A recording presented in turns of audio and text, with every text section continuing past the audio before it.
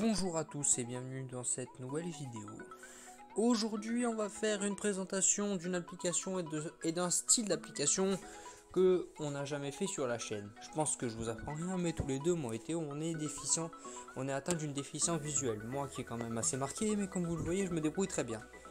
Et pour ce faire, nous en tant que malvoyants, il y a des applications qui peuvent nous aider.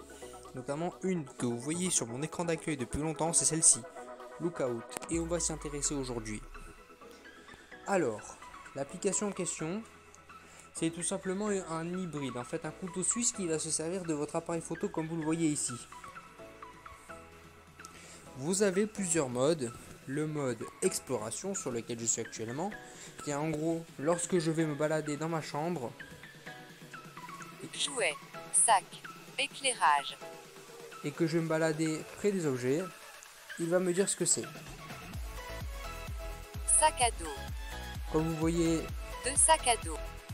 ça fonctionne même si c'est pas extrêmement précis. Il y a une alternative sur iOS parce que cette application est disponible que sur Android. Et d'ailleurs à noter qu'elle est gratuite, qui s'appelle Seeing.ai et que je trouve beaucoup plus développé personnellement. Vous avez ensuite le mode étiquette alimentaire. Lui, en gros, ce qui va se passer, c'est que quand vous allez mettre un paquet de chips ou de la bouffe devant la caméra, face étiquette, il va vous dire ce que c'est. Je vous montre par exemple tout de suite. Actuellement, je suis dans ma cuisine, là, comme vous le voyez. Et là, il est en train d'analyser une étiquette. Faites-le pivoter. Il vous dit qu'il n'a pas trouvé le produit. Je vais tout simplement l'écouter, je vais le faire piloter. Faites-le pivoter. Produit non reconnu, faites-le pivoter. Produit non reconnu, faites-le pivoter. Bon, c'est pas d'une extrême précision, je vais quand même essayer avec quelque chose que je sais qu'il va me trouver certainement facilement. C'est bon, j'ai trouvé ma cible, normalement il devrait le trouver. Nutella biscuit Ferrero. Et voilà. Le troisième mode, c'est le mode lecture rapide. En gros, ce mode va tout simplement vous lire à haute voix tout le texte qui passe. Actuellement, je vais retourner dans ma chambre pour vous montrer. Actuellement, j'ai des photos avec du texte. Ça cherche. Produit non reconnu, faites-le pivoter. Si je change pas de mode, ça va pas aider, hein. K. 5 diplômes du MERT RTI. Diplôme du MERT. Diplôme du MERT. Diplôme. Bon, comme vous le voyez, ça marche, mais c'est pas extrêmement précis. Ensuite, vous avez le mode document. Je vais chercher une feuille, bougez pas, je reviens. J'ai trouvé.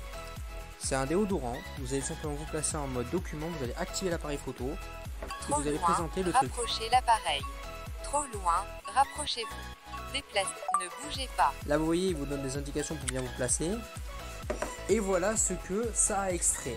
Je pense que c'est pas extrêmement bien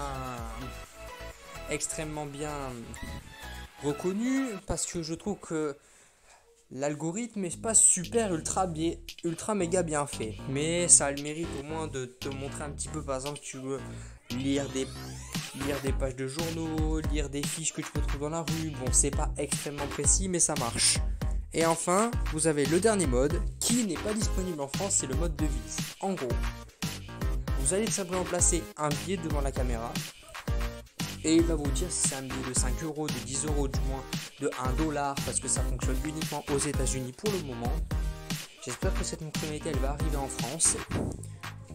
Et puis voilà, c'est tout. A noter que l'application a été développée par Google, du coup ils font pas n'importe quoi dans le domaine, comme vous avez vu, ça fonctionne plutôt bien quand ça veut marcher. L'application est entièrement gratuite, je le précise, parce que si vous n'aimez pas, vous avez peut-être le moyen d'en chercher une autre, et ça tu vois c'est bien qu'elle soit gratuite.